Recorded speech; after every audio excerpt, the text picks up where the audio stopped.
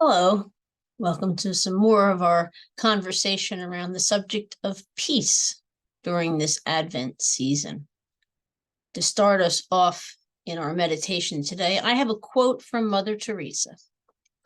Peace and war start within one's home.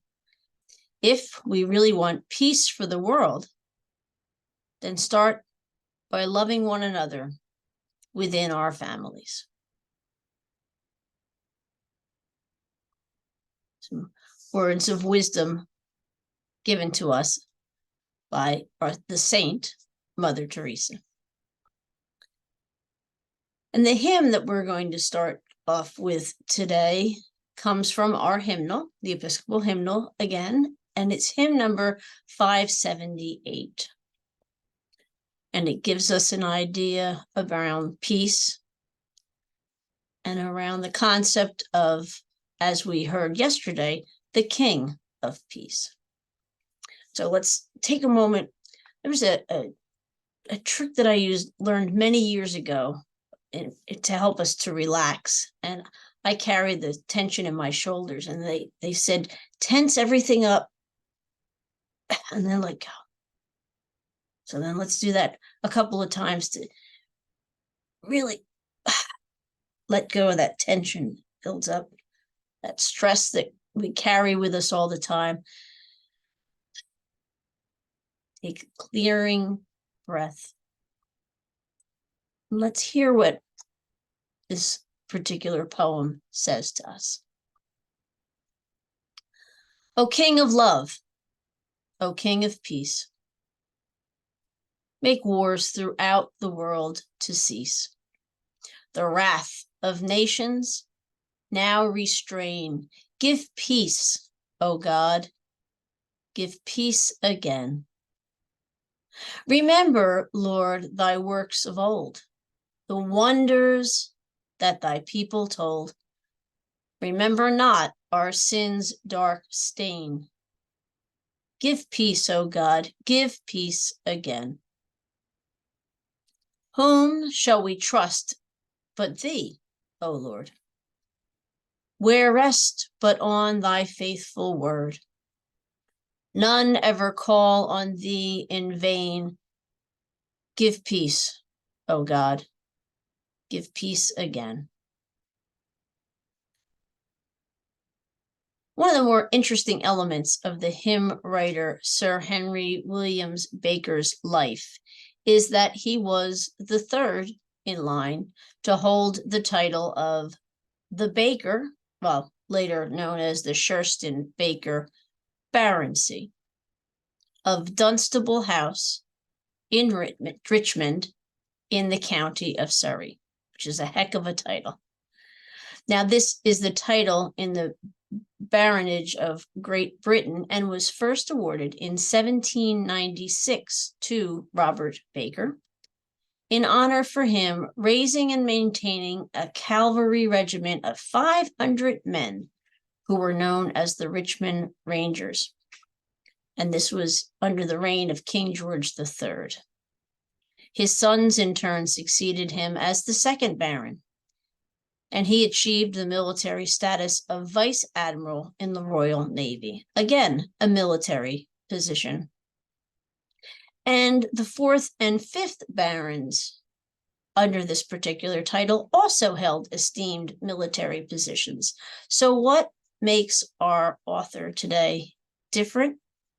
Well, fascinatingly enough, he decided to go and take holy orders and spent all of his life dedicated to peace. According to the website hymnary.org, which, by the way, is a website where I get most of the information that I use in these meditations. But according to this particular website, the last audible words which lingered on his dying lips were the third stanza of his exquisite rendering of the 23rd Psalm. And those words were, "The King of love, my shepherd is the name of the hymn that they're referring to.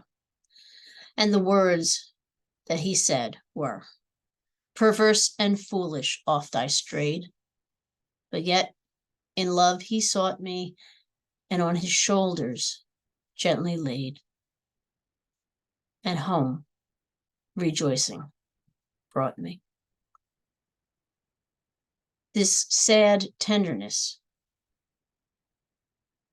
brightened by a soft, calm peace, was the epitome of his poetic life.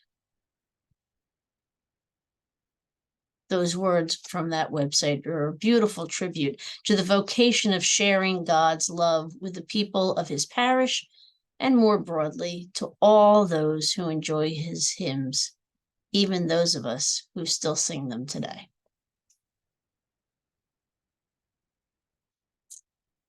How beautiful in the mountains are the feet of those who bring good news, who proclaim peace, who bring good tidings, who proclaim salvation, who say to Zion, your God reigns. That particular quote is given to us by the prophet Isaiah. And now I have for you, as always, a few questions to ponder around the idea of peace. The hymn that we just heard asks us to rely heavily on God for peace in the world. How does it feel personally to lean into God for help to bring peace within our own lives and the end of war within our own time? Now let's think on a more personal level. Think about your own circle of family and friends, those close to you. Have you ever had a time where it felt like the strife of a particular incident or a particular moment in time, a division that occurred between you and this particular person? Do you feel like there was ever a time where you thought this is going to cause a permanent break in the peace of this community? How did you manage to get through that time?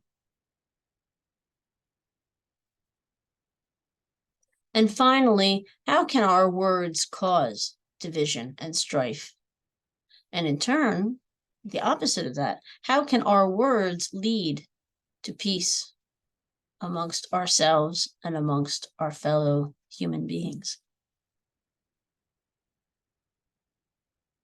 Thank you for joining me again today. And until we get together again tomorrow, take care and God bless.